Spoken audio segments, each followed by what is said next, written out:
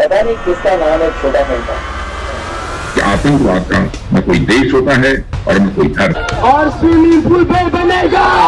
राजनाथ सिंह जी ने बयान दिया है कि आतंकवाद का ना तो कोई धर्म होता। वेलकम भाई लोग, इस वीडियो में दिखाने वाले हैं आज के सबसे वायरल और चौंकाने वाले updates. Defence minister Rajnath Singh का 2 बयान वायरल, लोगों ने किया ट्रोल। विदेशी मीडिया में प्याज को लेकर ज्योतिरादित्य सिंधिया और कंकाल बैंक लेकर जाने वाले जीतू मुंडा पर शेयर की खबर, लोगों ने कहा डंका बज रहा है। अलीगढ़ यूनिवर्सिटी में छाया अफ्रीकन स्टूडेंट, गोदी मीडिया में फैंटा और नफरतबाजी पर भयंकर बहसबाजी।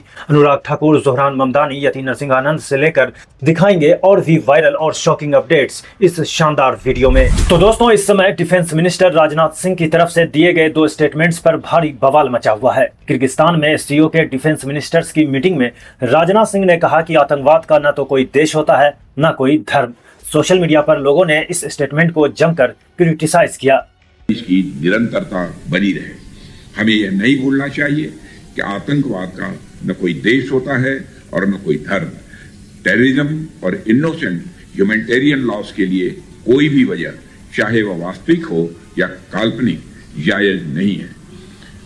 एक्सेलेंसी, इस संदर्भ में एससीओ चारों तरफ से बवाल होने के बाद अब राजनाथ सिंह की तरफ से स्टेटमेंट आया है कि हमने हमेशा देखा कि पाकिस्तान जैसे देश लगातार आतंकवाद को समर्थन देते आए हैं। यही कारण है कि भारत और पाकिस्तान दोनों एक ही समय आजाद हुए, लेकिन आज भारत को पूरी दुनिया में जहां आईटी यानी इंफॉर्मेशन टेक्नोलॉजी के लिए जाना जाता है, वहीं पाकिस्तान दूसरे आईटी यानी इंटरनेशनल टेररिज्म का मरकज माना जाता है।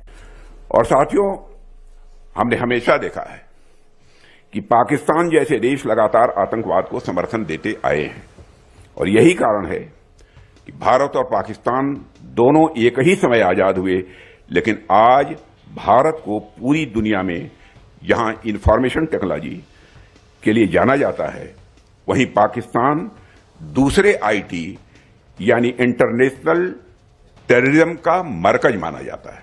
अब दोस्तों, इस पर एक यूजर ने लिखा, चाचा कल तो तुम बोले थे कि आतंकवाद का कोई देश नहीं होता, आज पलट गए, लगता है रात को फटकार पड़ी है गुज्जुओं से।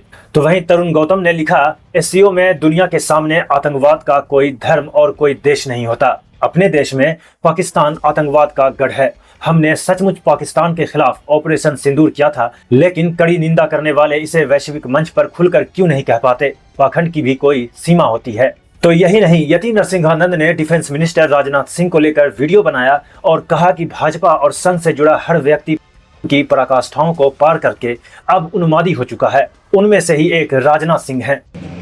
राजनाथ सिंह जी ने बयान दिया है कि आतंकवाद का ना तो कोई धर्म होता है और ना ही आतंकवाद का कोई देश होता है। ये केवल इतना दर्शाता है कि भाजपा और संघ से जुड़ा हुआ प्रत्येक व्यक्ति पागलपन की पराकाष्ठाओं को पार करके अब उन्मादी हो चुका है। वरना एक सामान्य पागल भी ये अच्छी तरह से अब जानता है कि दुनिया में जो आतंकवाद के नाम से चल रहा है, इसे इस्लाम का जिहाद कहते हैं, जो इस्लाम के अनुसार हो रहा है, और मुसलमान का ये मौलिक धार्मिक कर्तव्य है। हर मुसलमान का कर्तव्य है जिहाद करना।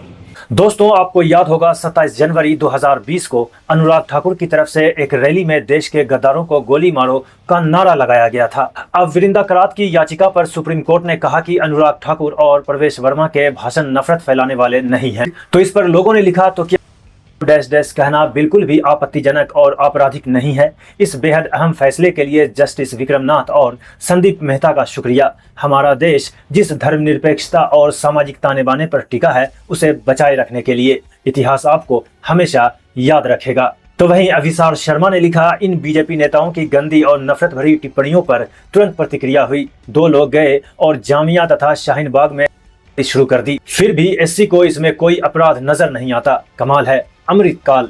दोस्तों, कुछ दिन पहले बीजेपी लीडर ज्योतिरादित्य सिंधिया ने गर्मी से बचने के लिए अपने साथ प्याज रखने का जिक्र किया था।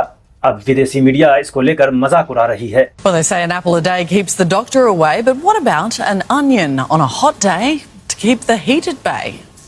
That's the advice from a government minister in India on how to tackle the country's extreme temperatures. Yep, an onion. The minister has gone viral for sharing the idea, telling people not to eat the onion, just to keep it in their pocket. और ना मेरी गाड़ी में air condition चलती है, ना AC के वातावरण में मैं बैठता हूँ। और जब लोग मुझसे पूछते हैं कि मई जून के माह में भी 51 डिग्री की गर्मी में, मैं कहता हूं कि ये चंबल की चमड़ी है। और दूसरी बात बताऊं, मैं थोड़ा जवान दिखता हूं पर मेरी आत्मा बड़ी बूढ़ी है। पॉकेट में प्याज ले जाओ, कुछ नहीं होने वाला तुमको। लोगों ने लिखा, सिंधिया शाइनिंग वर्ल्ड वाइड, डंका बज रहा है। प्याज के फॉर्मूले ने यूनियन मिनिस्टर सिंधिया की पॉपुलैरिटी को इंटरनेशनल लेवल पर पहुंचा दिया है। शायद अब इस प्याज फॉर्मूले को दूसरे देश भी अपनाएंगे। भाई सिंधिया, इतना भी डंका नहीं बजवाना था। इंडियन विलेजर ने अपनी बहन का शव कब्र से बाहर निकाला और उसे बैंक ले गया ताकि वह उसके खाते से $211 निकाल सके। दोस्तों, अलीगढ़ मुस्लिम यूनिवर्सिटी के नदीम तरीन हॉल में अफ्रीकन स्टूडेंट अयूबा ने स्टूडेंट यूनियन इलेक्शन में हिंदी में स्पीच देकर माहौल बना दिया। अयूबा ने वादा किया कि सेक्रेटरी का इलेक्शन वो अगर जीते तो एसी, वॉशिंग मशीन, दिन में 3 बार चाय, यूनिवर्सिटी आने जाने के लिए मेट्रो का भी इंतजाम होगा। एनएक्सी में 5 एलसी करो।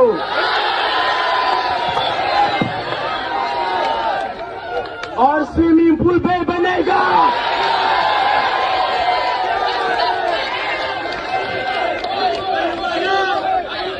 एनसी से कॉलेज बहुत दूर है, तो ये मेट्रो स्टार्ट करूंगा।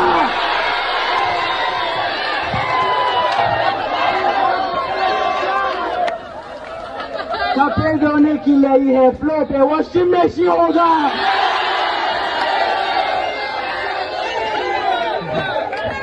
अगर मैं सेक्रेटरी बना तो एनसी में सबको 3 टाइम साल मिलेगा।